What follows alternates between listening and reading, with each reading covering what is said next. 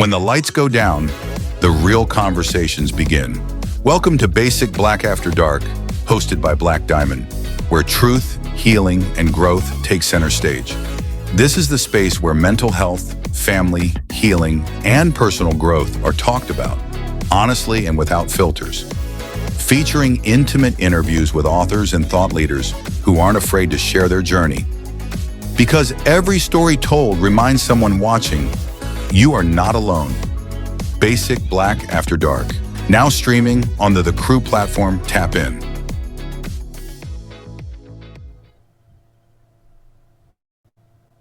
Hey, welcome to Basic Blaque After Dark, the space where stories are told with courage, truth is spoken with purpose, and conversations inspire transformation. I'm your host, Blaque Diamond, and tonight's episode brings together two powerful voices in the world of storytelling and inspiration. Joining us tonight is inspirational author Najid, we call her Dee Dee, Scott, author of Najida's story, The Love That Carries Me. I love that title.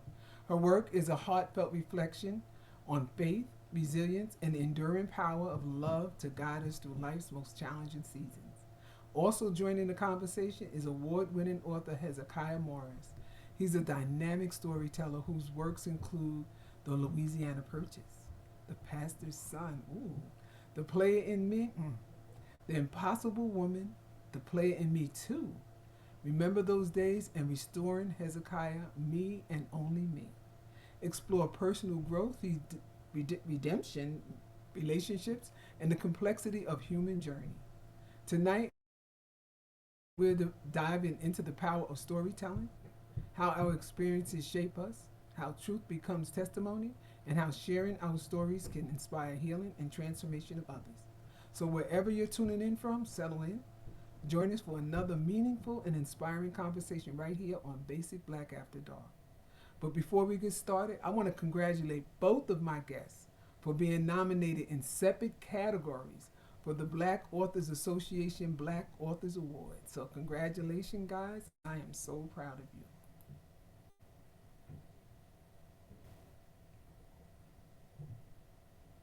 Hey, Hey, how are you? how are you doing?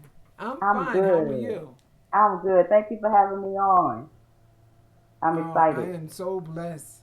I'm excited to have you here, and I know that um, uh, Hezekiah should be joining us. He might be having some technical difficulties um, Okay. trying to get in, so I'm trying to send him back the link to get back in. So Yes, ma'am. just give me 1 minute, and I apologize to my audience for this.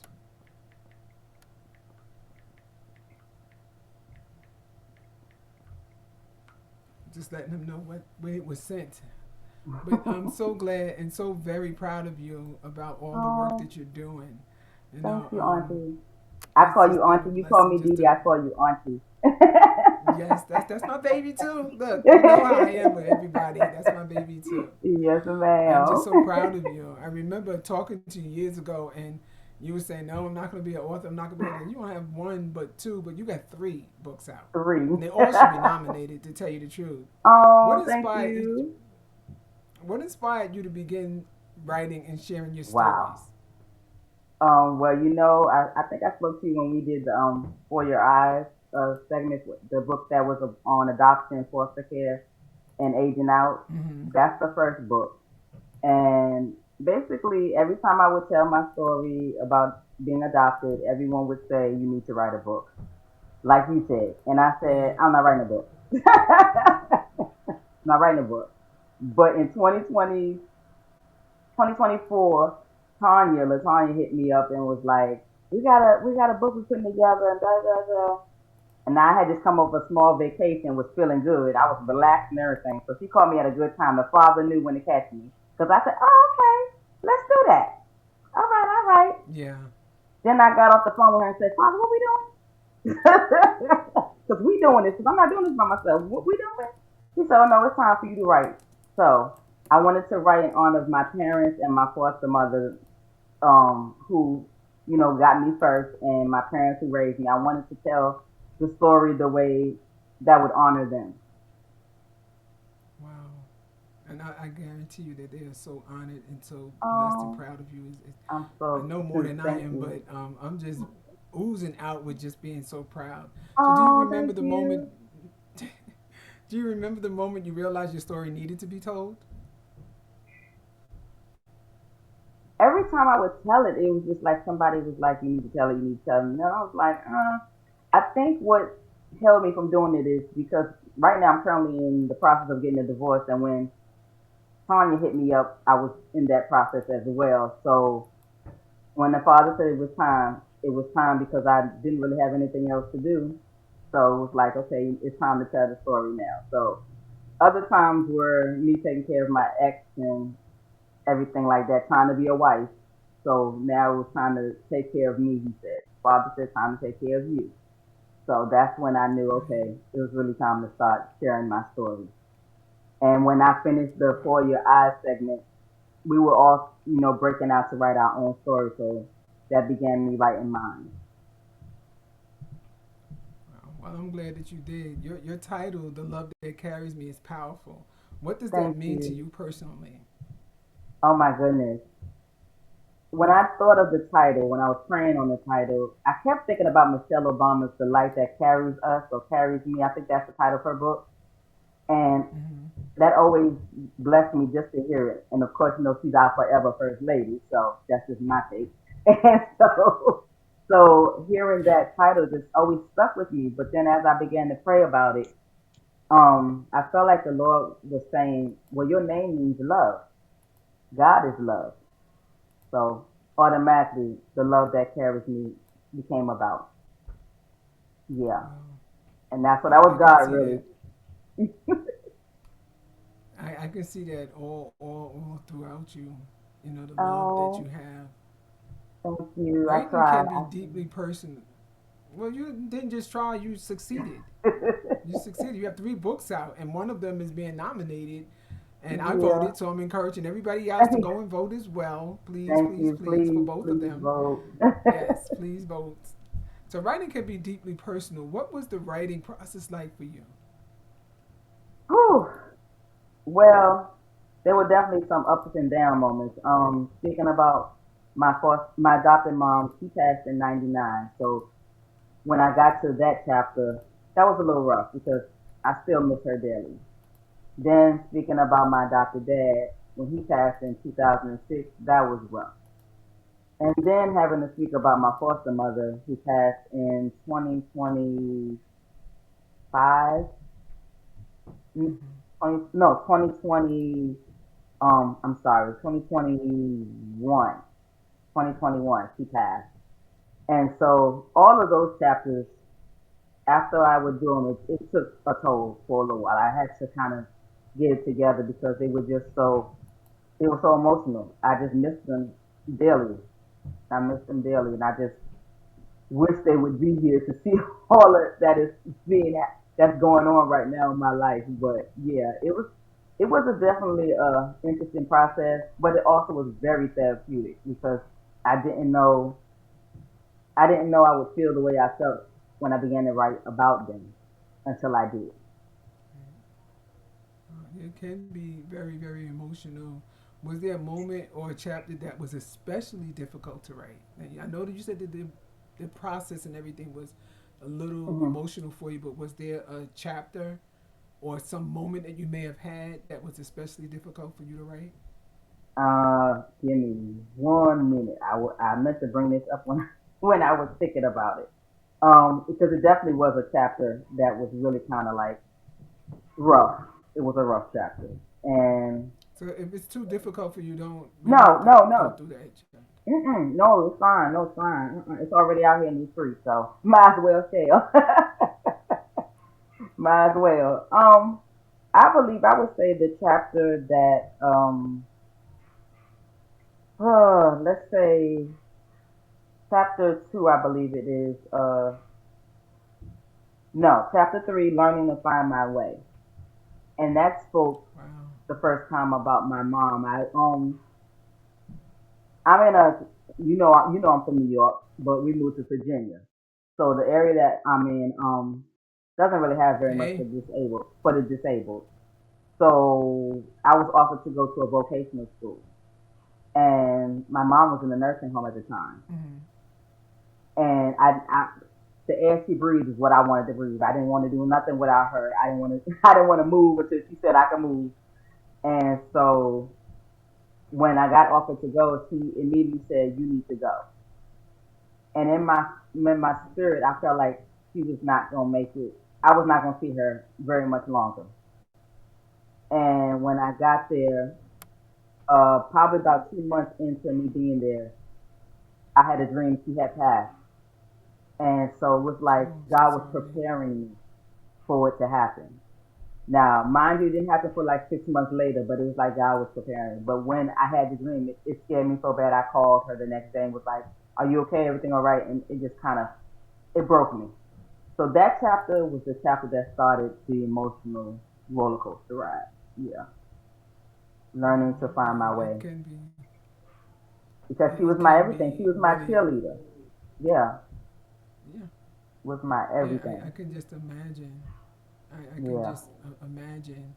And I appreciate you giving me your perspective on what Oh yes, may have been ma'am. a little bit difficult. You touched on something important. So let's go a little deeper. Was there a moment that you wanted to quit?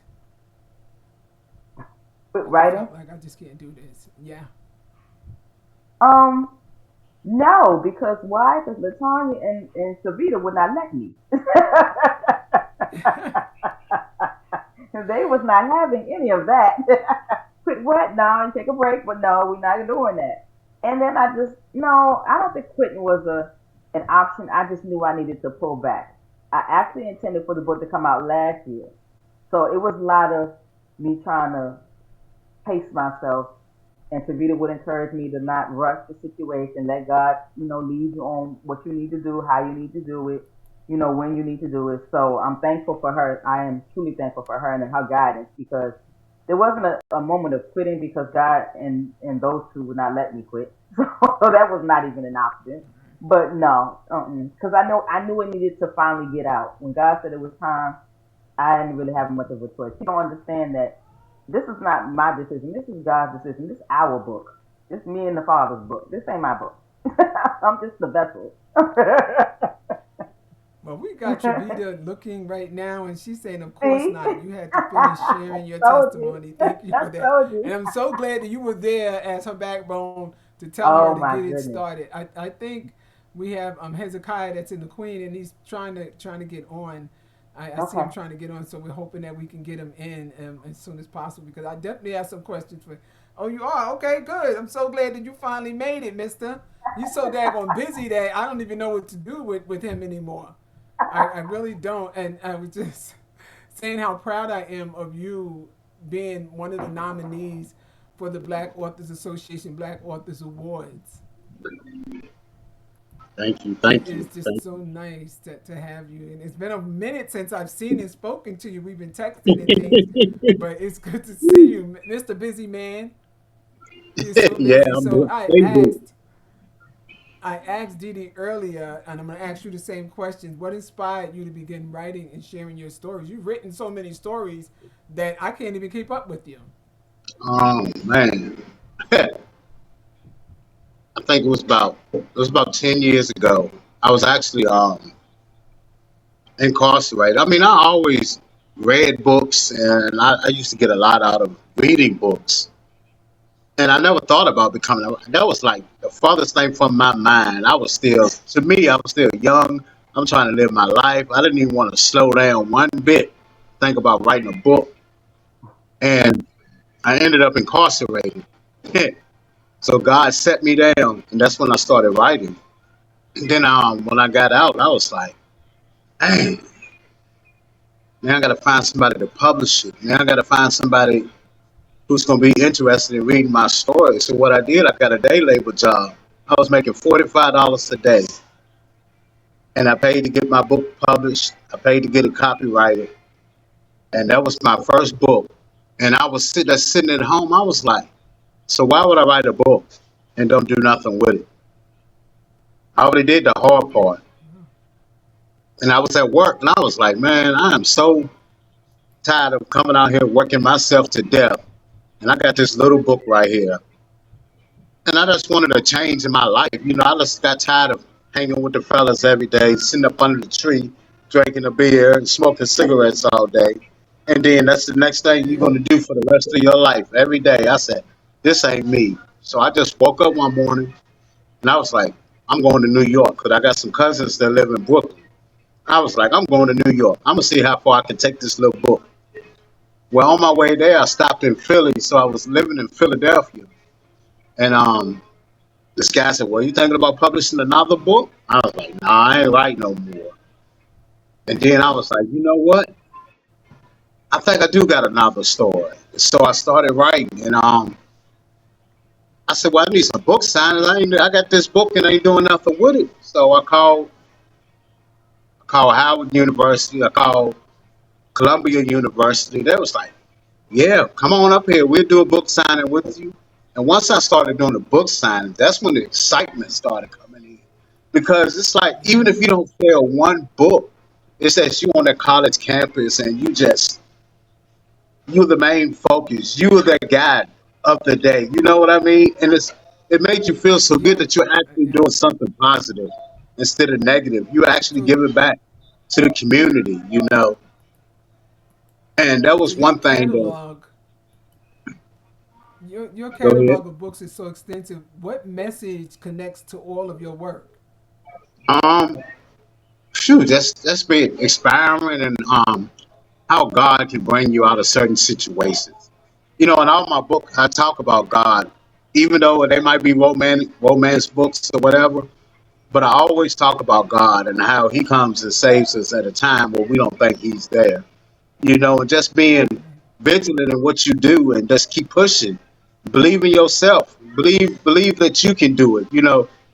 When I first started writing my book and I left home, everybody was like, "Oh, you're going to be a failure. You're not going to do it. You can't do it. You just want to be rich. You want to do this and you want to do that." Well, maybe so, but I did it. I didn't nobody tell me that I couldn't do it. And I'm still so to this proud day, that you continue, that you and stayed you with know it. You what? got And some I'm okay fans with that. out there. You got some Hmm. fans out there. You got Travita saying that God will definitely do it. Our producers in the back saying, "Hey, easy," and Travita saying, "Right." So, so here we go. We have so much in restoring Hezekiah, me and only me. What does restoration mean to you? Man, just for me, it means restoring myself too before I started going that right way. You know what I'm saying? Before I started going the wrong way, before I started listening to what everybody was telling me, before I started doing all kind of crazy stuff, like started listening to that voice in my head, God saying, "Who are you?" And listening to my grandmother's voice before she passed away. She used to always tell me, "You got this. You're so smart. Why don't you do this?" And myself is restoring my spirit, restoring my respect, my relationship with God. Because when you get out there, we try to put God on the back burner, and we try to go through life on our own devices, trying to do it our way. But we always got to focus on the spiritual side of ourselves. Because if we lose that spiritual, we have nothing. And when I mean restoring, I mean I was spiritually dead, but now I was awoke. And that's trying to be the best So person I could be. I'm not. Nobody's gonna be perfect, but just trying to do the next best right thing. I want to get Dee Dee's perspective on her story. Your story reflects resilience. What helped you keep going during difficult times?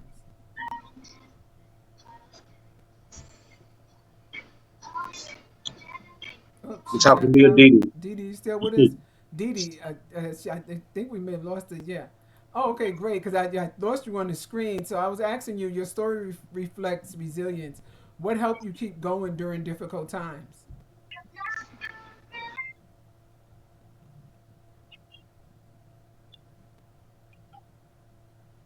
I mean, there were moments when I was told I wouldn't be anything, I wouldn't be able to do anything, but God got the final say so and all of that.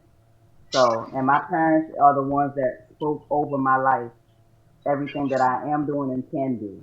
So it's God. I'm led by faith. walks us into it. He walks us into it, and he's just never wrong. You can't go wrong with God. Hezekiah, the Exactly. player in me explores, amen. The player in me explores relationships. What did you want readers to learn from that? Man, see, that's a funny concept right there. Cause this character, he's going through a midlife crisis, and he's got a whole lot on his plate. He got these three women he's dealing with.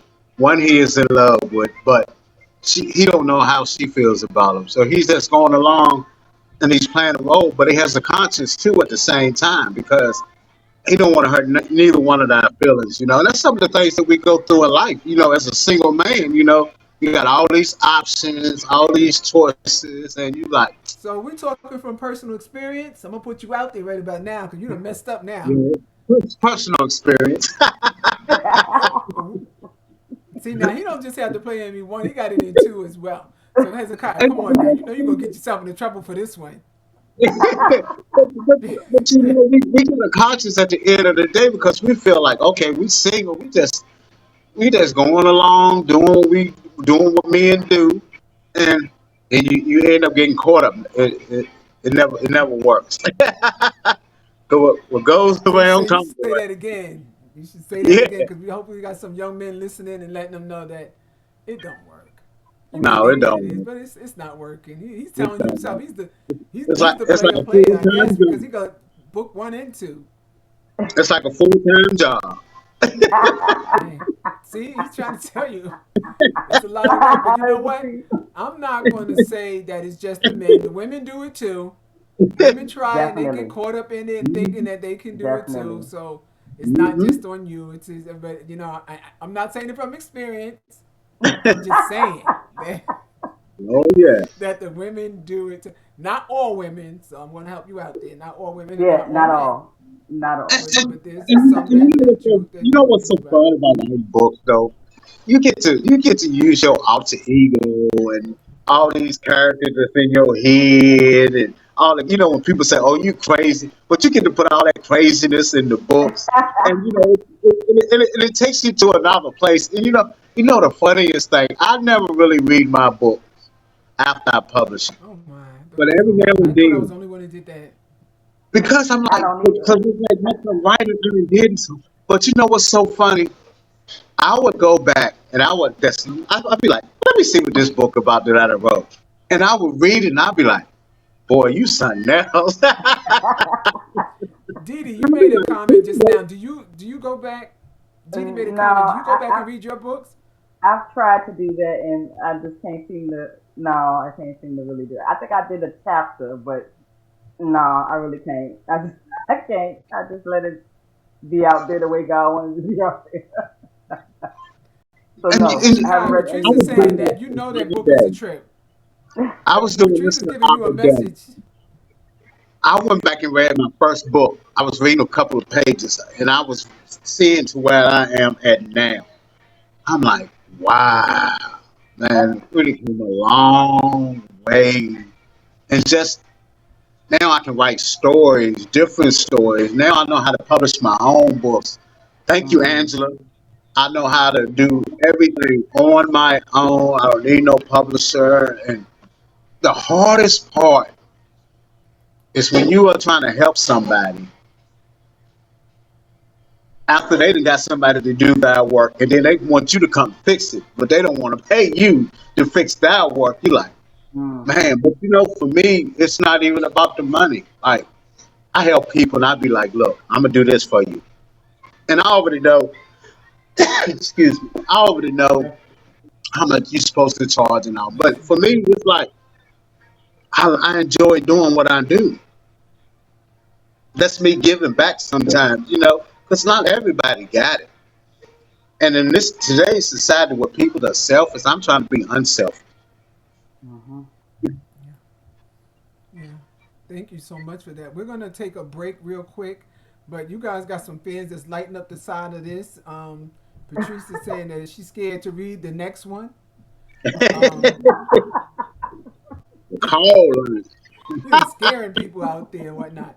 And then we got our producer who's saying that she says, "Love you, little brother." We You got too. Love you Trinita. too. She's saying right. She's agreeing with you. Patrice is calling you a player. So see, I'm not the only one that noticed all of that. But we're gonna cut into this commercial right now, and we're gonna be right back with Dee Dee and with Hezekiah, and we're gonna continue this fun-filled conversation with these. I'm going to claim it award-winning authors, and if we are having technical difficulties with it, we're going to just keep it rolling because I know that Mr. Busy here, he has to go. He's just going to leave us. He's probably flying out on his private jet or something because I know that's coming. And just like I was telling Dee Dee, I am just so proud of both of you. I want to shift us slightly because this is important. We hear the word healing a lot. What does that really mean for both of you on a day-to-day level? Dee Dee? Woo, healing. Uh, it takes prayer. You got to pray on it. You got to ask God to do it because healing is not something that you can just do yourself. You've got to let the Father work on you, in you, through you, and it's a daily process. It's daily, so that's that's the way I feel about it. Hezekiah? Oh man, for me, whew, it takes some time because I don't know if you ever really truly heal. You just grow through it and you just go through it. You know what I mean? Go And through the Hmm. emotions, yeah. you just it's because I don't think you ever heal because it's still always going to be a part of you that's going to feel that pain. And it's some of the Hmm. things that I've been through as a child, and I can still deal with my family, and then I still revert back to where I went to that pain, and I have to tell myself like, don't set myself up to go through no more pain. You know, because we can sabotage our own healing by keep Hmm. allowing people to give us pain. If you already know what you see, what you're going to get from it, we're just setting ourselves up. I know I used to deal with a lot of, like we always talk about these females. If you know you're going to get some pain, why you keep going back to it? So for me, the process of my healing is to just sometimes I have to just separate and just seclude myself, just be on a walk with me and God. Okay, God, what steps should I take? How should I Hmm. move forward? Right. How should I be the best person that I can be? How can I not depend on that person or need that person if I know I'm going to still be going through pain? Or like when my grandmother passed, I still feel that pain, and I still hold The pain is just some different kind of. every day with Hmm. people. The pain you went Mhm. through yesterday is going to be different than the pain that you're feeling today, and tomorrow is going to be different as well. How do Mhm. relationships, whether with others or yourself, shape the journey that you take when you write your books? Mm. Mm. Wow. Wow. I'm um, gonna let you get that with Dee You Dee. know, coming on this yeah, show, you know I on was, the show I was going to take you there. I Did you was think that you like, was just wait a going to sit minute. here and we was going to talk about the birds and the I was bees? like, oh, you can have that one. I'm like, wait a minute, I gotta think. What? Okay, the question again. I'm sorry. I asked, how do Whoa. how do relationships, whether with others or yourself, shape the Mm. journey you write about?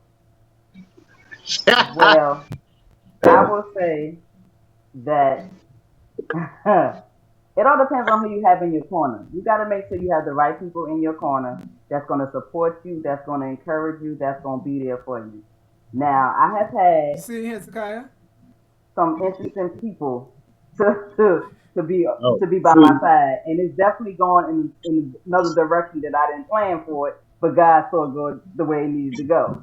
So, but like I said, I had Tavita, I had my best friends, I had Latanya, so I have the support system I'm supposed to have. So God gives you who you're supposed to have relationship wise, regardless. Now, if you're talking about like Hezekiah with the women in the dating, I ain't dating. So I'm just getting out of a divorce, auntie. Okay. hey, they make See, me write I'm all trying. my see now, books. Hezekiah, don't try to steal her Look, stuff look, they because make me nothing's write gonna all save you. my You already books. messed yourself up.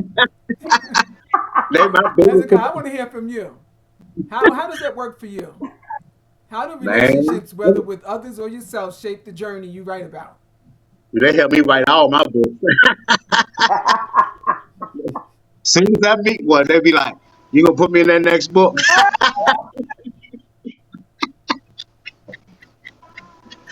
See, that's why you stay in so much trouble all the time, Hezekiah. See, you know what? I just wish I was the gnat in the room to figure out how you're going to get out of it tonight.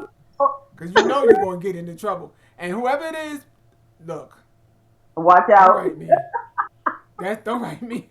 That's all him. That is all Hezekiah. We're having a powerful conversation tonight with two incredible authors. And what stands out is how both of their journeys, although different, reflect resilience, growth, and purpose. Who do you hope your books reach the most? You can go first, sir. He's still trying to figure out how he's going to save himself later on this evening. I guess I gotta go there. Uh-oh. Look, they got somebody saying he ain't He never did. going to change, but you got to love him. You can't help but love him. And this is our producer saying that. You can't help but love him. We're going to So have you to want me to because go he's going to to be in a the lot back? of trouble later. Yes, because he just popped offline. I don't know whether he was yanked I don't know if offline he popped off or me whether he's TikTok. just offline. So I'm going to leave that one alone. I'm going to let him try to deal with that one on his own. If he comes Okay. back, then he's survived. He's going to survive tonight. Yes, but yeah, answer that one. I didn't know this was gonna be this much fun. Okay. Wow. But okay. Who do I want the books to reach? Mainly, I want the books to reach those who have been adopted, for one, those who want to adopt, who are looking to adopt, and most definitely those who want to adopt special needs children, because those are the ones that the doctors give the bad reports on. They're not going to be able to do nothing. They're not going to be able to be anything. So I want this to encourage parents that don't listen to the doctors. The doctors, yeah, they know what they know, but God knows what He knows. And so I want that to encourage them, and I just want it to encourage others in general, just to hold on to God, to let the love carry you, let it carry you. Yeah, I'm sitting there getting ready to crack up because he's back behind stage, so he's gonna dig himself into it. So I'm quite sure he did his apologies and got off and said, "I'm sorry, baby, I didn't Now I mean even it." do that. That's gonna be on him.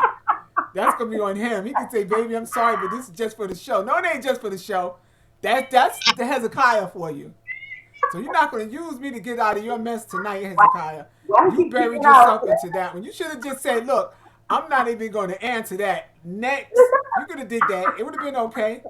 I wouldn't have said anything about it. I would have laughed behind your back, but that's fine. See, they just keep yanking them back and forth, and that's gonna be Uh-huh. look, Hezekiah. I feel for you. I feel for you. Let's take this a step further. What has been the most meaningful response you received from a reader? I'm sorry. What did you say, Look at Auntie? this. Patrice is saying, wait a minute. Patrice is saying someone filed a missing person report. One of those ladies got to him. Yeah, they getting to him. That's sad. Oh my goodness. Oh See, my and he's goodness. saying they. He's saying they, so They. it's more than one. That's That's more it, than one. Hezekiah. I'm trying to That's help they. you, Yeah. but you keep He digging didn't say some yourself of deeper you. He in said it. All they. you had to do is say, someone listening, but you're not even Yeah. saying Let me that. You're That's just right. behave. making it worse for yourself. Let me behave. Hezekiah, I'm trying to help you, brother. Let me behave. They Oh call you a God. knucklehead and everything else because they know you're talking too much on here. You're talking entirely too much Hey, for them. Look. sometimes you gotta let them know what it is and what it ain't. He's still going at it. Look, he must have some plans to be someplace else tonight. Oh my Because I got goodness. a feeling somebody's got, and now we don't promote violence on it, but Hezekiah, you got it coming. We don't. You got it coming. And I'm just going to say is that you should have been fully warned before you got on here. You should have been fully warned. Besides the people that I'm thinking about, who do you hope your books reach the most tonight, Hezekiah? For me, for me, it's the young adults. It's like it's trying to teach them a lesson. Try to get That's them good. going in the right direction and to follow the directions that we are trying to lead them. And basically, my books, it's a good story. It takes you to a place where you're like, man, this thing it's nice, it's authentic, and it's always teaching you a lesson, and it's trying to bring you closer to God too at the same time. even though it's crazy as I don't know what. But God likes crazy. He don't like everybody to be the same. He gets his word in there any kind of way. So for the both of you, how has becoming an author changed how you see your own story?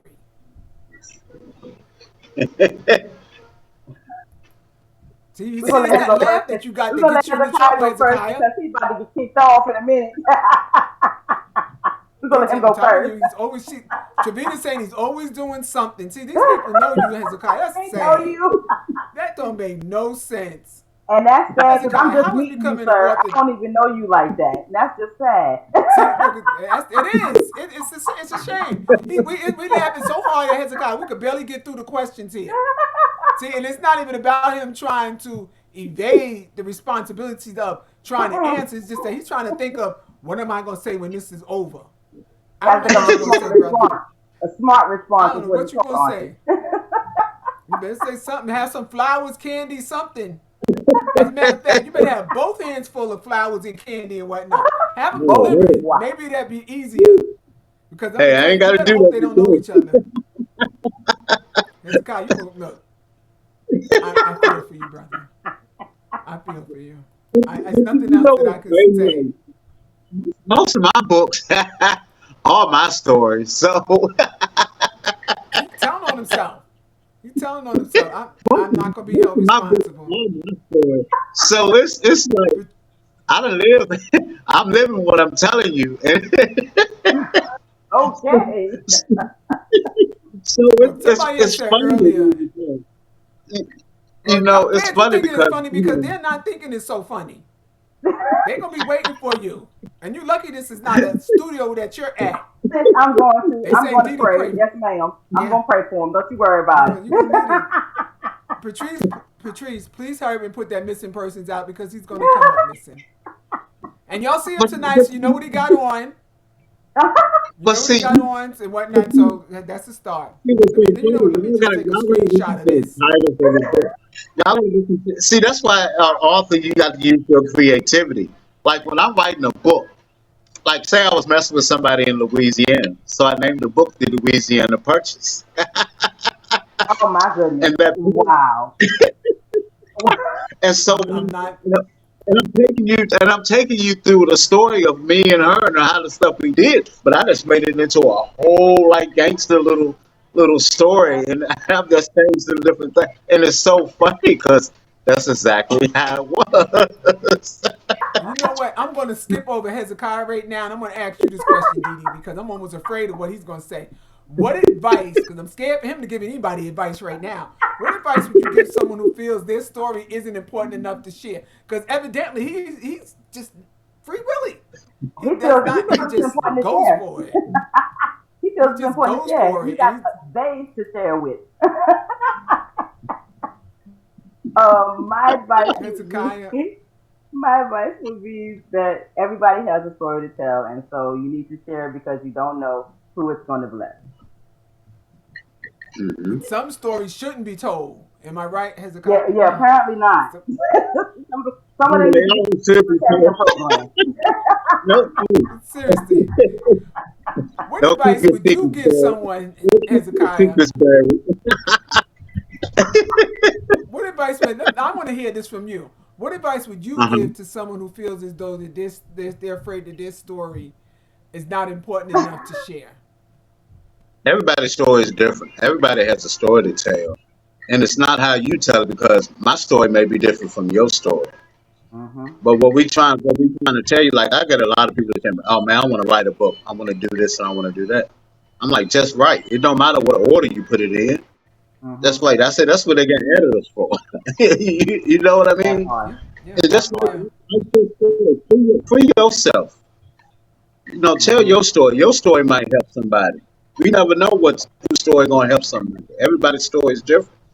That's the one thing I think about God that He made everybody different.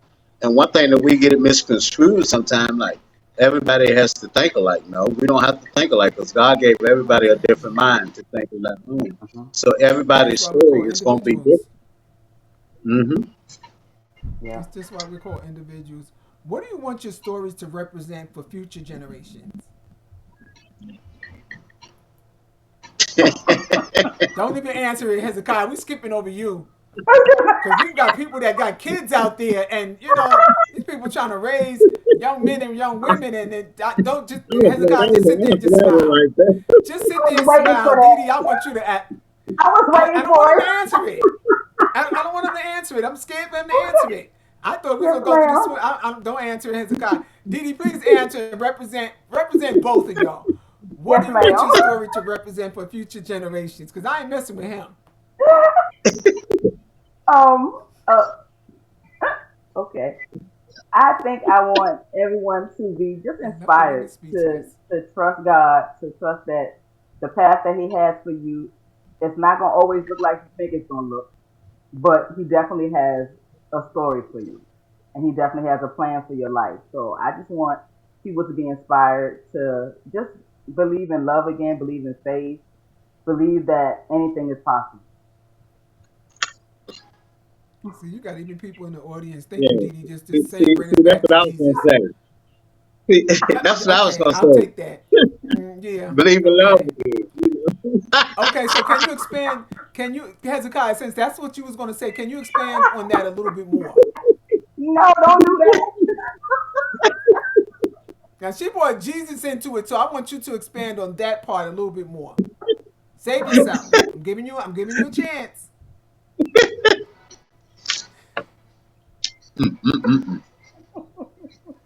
I want to hear from you. What are you expecting for the next generation, Hezekiah, to be able to represent for future generations? Oh man, You better tell him to keep it together. to be Yes. driven, Yes. determined. You know, never let nobody tell you that you can't. You know that you can't do this and you can't do that. You know, always believe in yourself. Mhm. Like Didi said, I always believe in love. Hey, it don't matter. It don't matter what that woman is. Hey, if you can talk, she'll talk. No, I'm gonna give you let's keep here's a let's keep rapid pursuing your fire dream. question. Here's a rapid fire question for Let's both of keep you, and I want a pursuing. quick response from either one of you. Well, for both of you, what is a name a book that changed your life? Mm. See, he got to look up to God to ask him to help him with some words. Black What's a book boy, that Richard helped Wright. change? Black Oh, boy, okay. Richard Love that one. Wright. That's interesting. Why that Oh. book? That was like I read that book when I was in fourth grade, and it changed. And I didn't really know about race and about being dark and the different races. How racial it was in America until I read that book. And it opened up my eyes. I was like, wow, I didn't know that we as men and as go through this. 'Cause I remember when I was little, I used to go to showbiz with a friend of mine all the time, and his daddy called my daddy a boy one day, and they never came to pick me up for showbiz again. But I was mad at my dad. Like, man, oh, a word? And I didn't know nothing about the definition of the word until I started reading that book, Black Boy.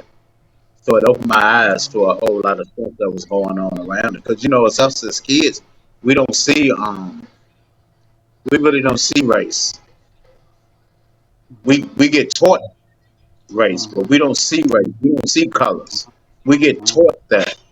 And reading that book, it opened up my eyes, to a lot of stuff that I felt that I was growing up. I was starting to see take shape in my life as well. So that book right there, Interesting.